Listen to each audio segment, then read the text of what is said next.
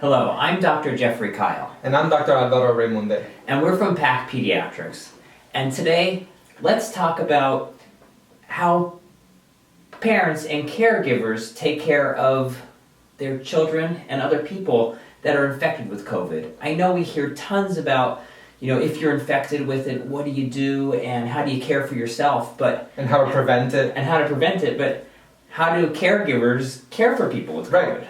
So as the numbers keep rising now, we're testing more people are aware that they have COVID-19. So we are making this little Let's Talk About video to offer you guys some tips, some hints, and pretty much advice on what we do in our own homes to treat and care for those patients that do have COVID-19.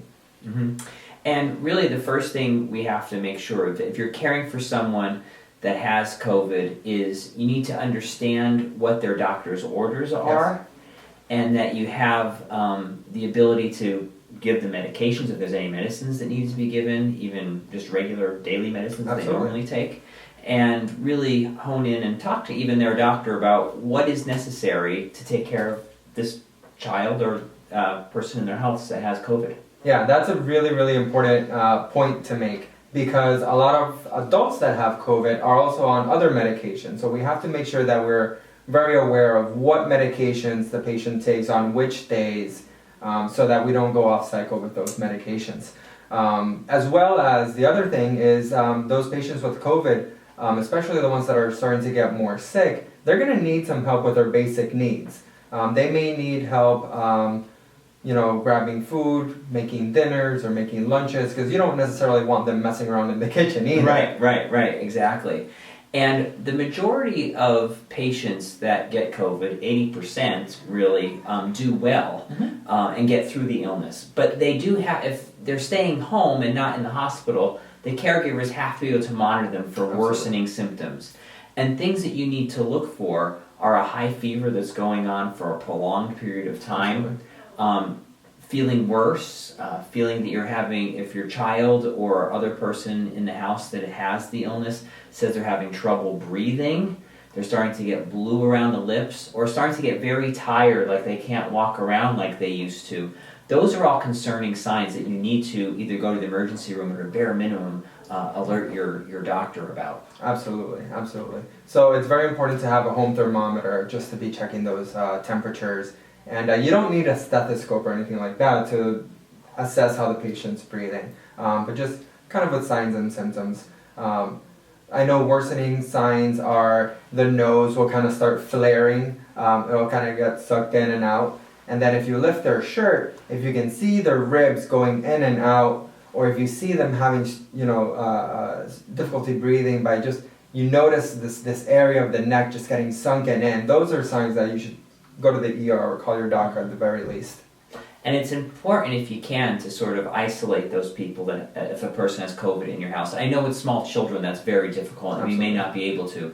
But these are tips for if it's an older child, adolescent, or even adult in your family that gets infected, is try to keep them in a separate bedroom if possible, and really allow them to do all their activities in that one room, so they're not going contaminating other surfaces or coughing around the whole house. And even having a separate bathroom would be important, and because then you can sort of have them in one spot that this area needs to be cleaned very frequently, and really could sort of control where that infection is going in your house. And again, that's if it's possible to do so. It may not be, but it's something to think about. Yeah, something to really keep in the back of our minds, especially during times when we're brushing teeth. I know a lot of families with more than one child, all the kids will brush the teeth together. Have that one patient, whether adult or child or whatever, just use the bathroom by him or herself.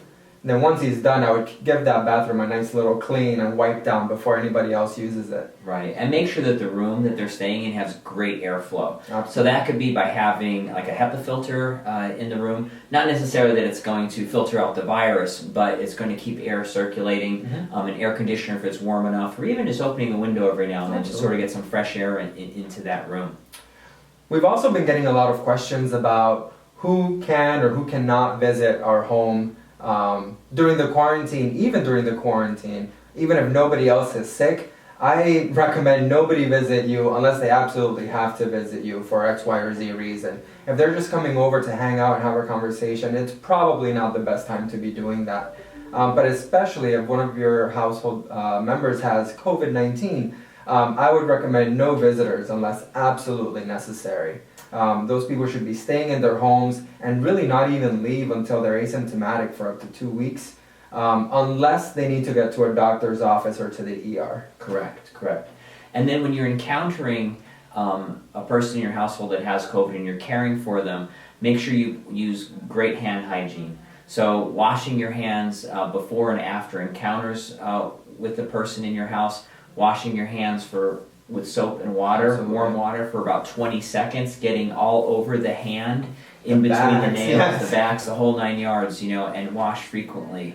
It's just really important, and even wearing a mask. So there's some issue, different I don't want to say controversies, but just different things about masks that are coming out now. But it's really important that the person that has COVID, that they wear a mask, because what you're trying to do is prevent droplet spread Absolutely. into the air.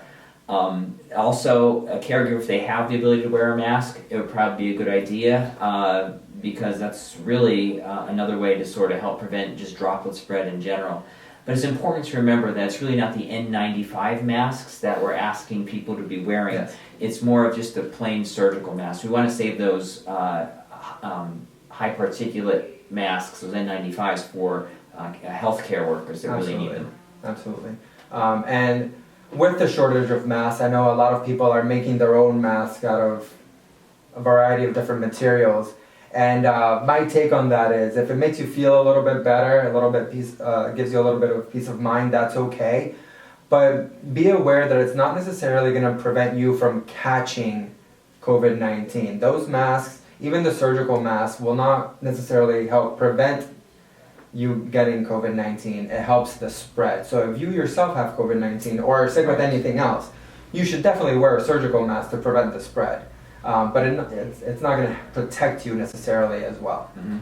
And really be cognizant as you're caring for people that have the illness, that you avoid touching your own face. So we like to call it the T area. So your eyes, nose, and mouth make sort of like a T shape. So those are the areas that you really want to try to avoid touching. And if you need to, because you're itchy or you need to dab your own nose, you should probably wash your hands right before doing so, just because that's the portal of entry. Any mucous membrane on the facial area through your eyes, your nose, your mouth can be portals of entry for that virus.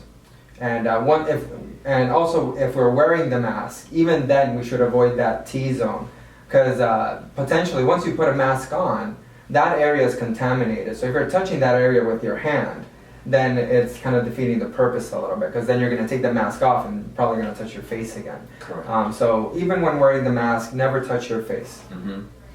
And when you're taking laundry from patients, for instance, or family members that have COVID, make sure you wash it on a very hot cycle, or the hottest cycle that the clothes will allow, to really get them nice and clean. Try to hold them away from your body, and use gloves when you're doing so. Absolutely.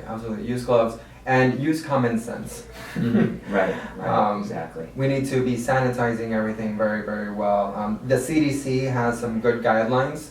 If you go onto their webpage, there's a whole COVID-19 section, and there's an area there on how to clean your house properly with proper disinfectants. Right, and that would be an important section of that website to look at on cdc.gov, because that's the last part, is really you have to clean everything very often if someone has the virus in your house. Absolutely.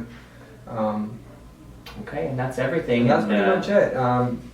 Look forward to a couple more videos we're going to be doing about other topics. Absolutely. On this virus. Yes. All right. Thanks for listening.